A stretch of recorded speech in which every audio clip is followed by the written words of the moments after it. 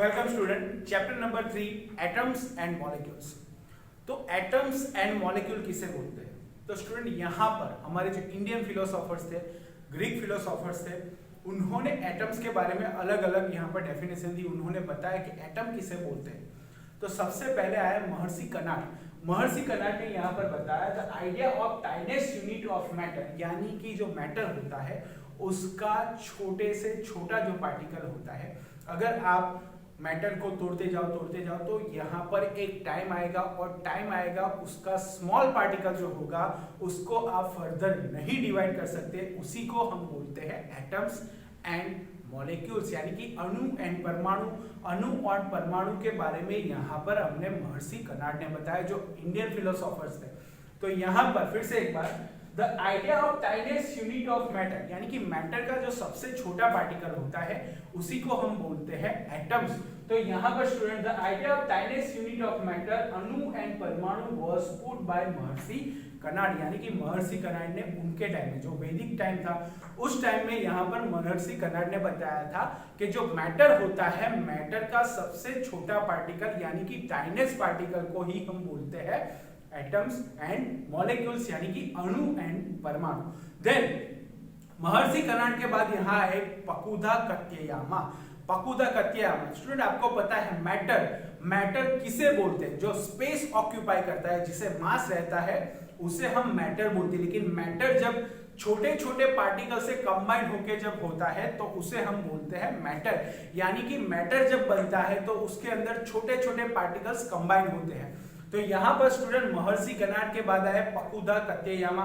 पकुदा कत्ययामा ने भी बताया कि another Indian philosopher Pakudha Katyayana said that this particles normally exist in combined form, यानी कि जो छोटे छोटे पार्टिकल्स होते हैं वो कंबाइन होके यहाँ पर वेरियस मैटर फॉर्म करते हैं। और आपको पता है स्टूडेंट फर्स्ट चैप्टर में हम पढ़ गए व्हाट इज मैटर, जिससे जो स्पेस ऑक्यूपाई करता है, जिसे मास रहता है, उसको ही हम बोलते हैं मैटर। यानी मैटर हमारे आसपास की आप सभी चीज ले लीजिए, उसे हम बोलते हैं मैटर। यानी कि हम खुद एक मैटर है।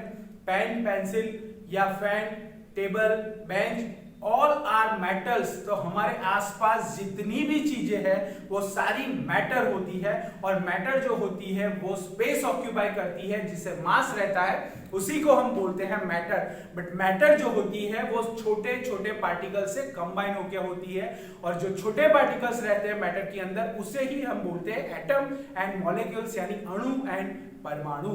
तो स्टूडेंट यहाँ पर another Indian philosopher Pakuda Katayama said that these particles normally exist in combined form which gives us various forms of matter, यानी कि छोटे छोटे पार्टिकल्स यहाँ पर कंबाइन होकर हमें यहाँ पर वेरियस टाइप ऑफ मैटर देते हैं।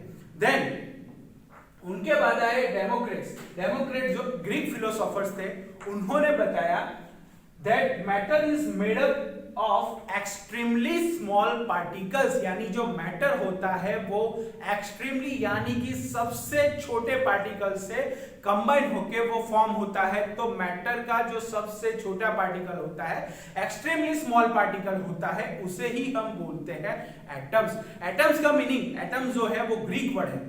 एटम्स जो है यहाँ पर ग्रीक वर्ड है, और एटम्स का मीनिंग होता है इनडिविजिबल, यानी कि उसको आप फर्दर डिवाइड नहीं कर सकते। अगर आप मैटर को तोड़ते हो, उसको छोटे छोटे पार्टिकल में डिवाइड करते हो, तो एक ऐसा टाइम आएगा कि आप उस पार्टिकल को फर्दर उसका डिवाइडेशन नहीं कर सकते। उसी को ही हम बोलते हैं एटम और मॉलिक्यूल्स। तो स्टूडेंट यहाँ पर आप देख सकते हो जो एटम्स होता है वो सबसे छोटा पार्टिकल होता है मैटर का। तो यहाँ पर मैटर जो होता है वो टाइनी पार्टिकल्स यानी कि स्मॉल पार्टिकल से कंबाइन होकर फॉर्म होता है। तो यहाँ पर महर्षि कनाड ने बताया, महर्षि कनाड। देन उनके बाद आया पकुदा कत्ययामा, उन्होंने महर्षि कनाड के थियरी को आगे बताया। देन उनके बाद ग्रीक फिलोसोफर आए डेमोक्रेट्स, लेकिन उन्होंने ये सारे लॉजिकल थिंकिंग प्रोसेस से बताए थे, उन्होंने कुछ यहाँ पर प्रैक्टिकल्स नहीं किए थे। और all theory based on thinking process, उनको उन्होंने अपना जो थिंकिंग प्रोसेस रखा था उस हिसाब से उन्होंने बताया था।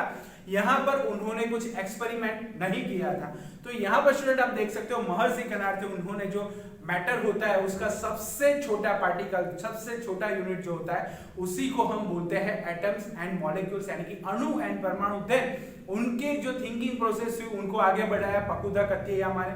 पकुदा कतियामा ने यहाँ पर बताया नॉर्मली जो मैटर होता है said that this particle normally exist in combined form, यानी कि एटम सारे कंबाइंड होके यहाँ पर मैटर को फॉर्म करते हैं। देन उनके बाद आए ग्रीक फिलोसोफर जो थे डेमोक्रेट्स, उन्होंने यहाँ पर बताया कि जो एटम होता है वो मैटर का स्मॉलेस्ट पार्टिकल होता है, एक्सट्रीमली स्मॉल पार्टिकल होता है, उसे ही हम बोलते हैं एटम्स। और एटम्स जो है वो ग्रीक वर्ड है, उसका मीनिंग होता है इनडिविजिबल, यानी कि आप उसको फर्दर डिवाइड नहीं कर सकते। अगर आप मैटर को डिवाइड करते जाओ एक ऐसा टाइम आएगा उसका जो स्मॉलेस्ट पार्टिकल रहेगा उसको आप आगे डिवाइड नहीं कर सकते, उसे ही हम बोलते हैं एटम। देन उनके बाद आए जॉन डाल्टन। जॉन डाल्टन ने भी यहाँ पर, जो जॉन डाल्टन थे वो एक इंग्लिश टीचर थे। John Dalton's theory was based on the chemical laws of combination known at that time, यानी कि जॉन डाल्टन थे, उन्होंने लॉ ऑफ केमिकल कॉम्बिनेशन, जो हम आगे की थियरी में पढ़ेंगे, लॉ ऑफ केमिकल कॉम्बिनेशन किसे बोलते हैं, जब एलिमेंट्स कंबाइन होके यहाँ पर जब प्रोडक्ट फॉर्म करते हैं, यानी कि रिएक्टेंट कंबाइन होके जब यहाँ पर प्रोडक्ट फॉर्म करते हैं, केमिकली एक दूसरे के साथ रिएक्ट करते हैं, उसे ही हम बोलते हैं लॉ ऑफ केमिकल कॉम्बिनेशन। तो लॉ ऑफ केमिकल कॉम्बिनेशन के बेस पर जॉन डाल्टन ने यहाँ पर उनके थियरी बताई। तो यहाँ पर फिर से एक बार, John Dalton theory was based on the chemical laws of combination known at that time. उनके टाइम के अंदर जो लॉ ऑफ केमिकल कॉम्बिनेशन था उसके बेस पर जॉन डाल्टन ने थियरी बताया। देन उनके बाद यहाँ पर this laws of chemical combination were given by, जो लॉज ऑफ केमिकल कॉम्बिनेशन है उनको यहाँ पर किसने दिया, तो कि A.L. Lavoisier and Joseph L Proust. तो केमिकल कॉम्बिनेशन आगे हमने पढ़ना है, लॉ ऑफ केमिकल कॉम्बिनेशन। तो यहाँ पर एटम्स के बारे में अलग अलग फिलोसोफर्स ने अपनी थियरी रखी, थिंकिंग बेस पर रखी, लेकिन उनके बाद यहाँ पर जॉन डाल्टन आए। जॉन डाल्टन ने यहाँ पर लॉ ऑफ केमिकल कॉम्बिनेशन जो उनके टाइम में जाना हुआ था उनके बेस यहाँ पर एटम के बारे में थियरी दी। देन जो लॉ ऑफ केमिकल कॉम्बिनेशन है, लॉ ऑफ केमिकल कॉम्बिनेशन जो है उनको यहाँ पर A.L. Lavoisier and Joseph L Proust ने बताया था। देन उनके बाद लॉज ऑफ केमिकल कॉम्बिनेशन। तो लॉ ऑफ केमिकल कॉम्बिनेशन किसे बोलते हैं, तो स्टूडेंट यहाँ पर by studying the quantitative measurements of many reaction, यानी कि क्वांटिटिवली यानी कि मास के हिसाब से यहाँ पर बहुत सारे एक्सपेरिमेंट किए गए, और एक्सपेरिमेंट करने के बाद यहाँ पर हमें दिया लॉ ऑफ केमिकल कॉम्बिनेशन। तो by studying the quantitative measurements of many reaction it was observe that the chemical reaction taking place between various substances are governed by certain laws। तो यहाँ पर कुछ certain laws के हिसाब से यहाँ पर हमें law of chemical combination दिया गया, उसी को हम बोलते हैं these laws are called laws of chemical combination. तो केमिकल कॉम्बिनेशन यहाँ पर बहुत सारी क्वांटिटेटिव यहाँ पर केमिकली रिएक्शंस किया गया और उसको मेजरमेंट करने के बाद यहाँ पर एक लॉ दिया गया, उस लॉ को ही हम बोलते हैं लॉ ऑफ केमिकल कॉम्बिनेशन। फिर से एक बार, by studying the quantitative measurement, यानी quantitative measurements of many reaction, यानी कि बहुत सारी रिएक्शन की गई, उसको क्वांटिटेटिवली मेजरमेंट किया गया। It was observe that the chemical reaction taking place between various substances, यानी कि यहाँ पर अलग अलग substances की केमिकली रिएक्शन की गई। केमिकली रिएक्शन जो अलग अलग वेरियस सब्सटेंसेस के साथ की गई, substance are governed by certain laws, यानी कि कुछ लॉज के सर्टेन उसको यहाँ पर रखा गया, केमिकली उसको रिएक्ट किया गया, उसी को हम बोलते हैं लॉज ऑफ केमिकल कॉम्बिनेशन। तो स्टूडेंट यहाँ पर ये इंट्रोडक्टरी पार्ट है, आपको इसे अच्छी तरह से समझना है। इसके बाद हमारा मेन टॉपिक स्टार्ट होगा लॉ ऑफ केमिकल कॉम्बिनेशन के अंदर हम दो लॉज पढ़ेंगे। तो यहाँ पर स्टूडेंट पहले हमने देखा जो महर्षि कर्नाड थे उन्होंने अपनी यहाँ पर थिंकिंग प्रोसेस से बताया कि जो मैटर होता है उसका जो स्मॉलेस्ट पार्टिकल होता है उसी को हम बोलते हैं एटम्स एंड मॉलिक्यूल्स यानी कि अणु एंड परमाणु। उनके बाद आए पकुदा कत्तेयामा, उन्होंने भी बताया कि जो मैटर होता है वो स्मॉलेस्ट पार्टिकल के कंबाइंड फॉर्म का होता है। और मैटर के बारे में आप लोगों ने पढ़ा है, जो मैटर होता है वो स्पेस ऑक्यूपाई करता है, जिसे मास रहता है, उसे क्यों हम बोलते हैं मैटर। देन उनके बाद आए डेमोक्रेट्स, जो ग्रीक फिलोसोफर थे, उन्होंने बताया कि एक्सट्रीमली मैटर का जो एक्सट्रीमली स्मॉल पार्टिकल होता है उसे ही हम बोलते हैं एटम्स।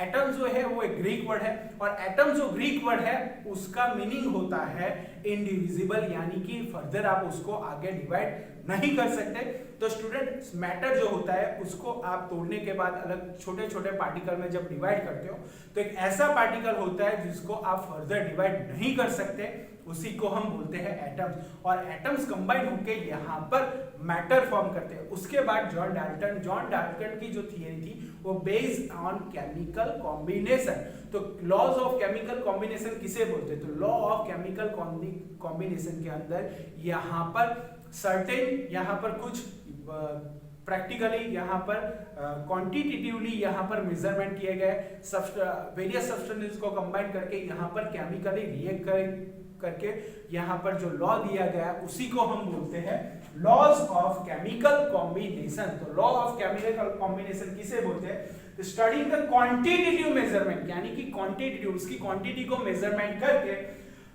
यहाँ पर of many reaction it was observe that the chemical reaction taking place between various substances, यानी कि अलग अलग सब्सटेंसेस को यहाँ केमिकली रिएक्ट किया गया। लेकिन उनके कुछ यहाँ पर लॉज, यहाँ पर certain laws governed by certain laws, that is called laws of chemical combination. तो स्टूडेंट यहाँ पर आप इसे अच्छी तरह से पढ़ लो, और अच्छी तरह से पढ़ने के बाद यहाँ समझने के बाद हम आगे लॉ ऑफ केमिकल कॉम्बिनेशन के अंदर दो लॉ पढ़ेंगे। Okay student, okay, good bye, thank you.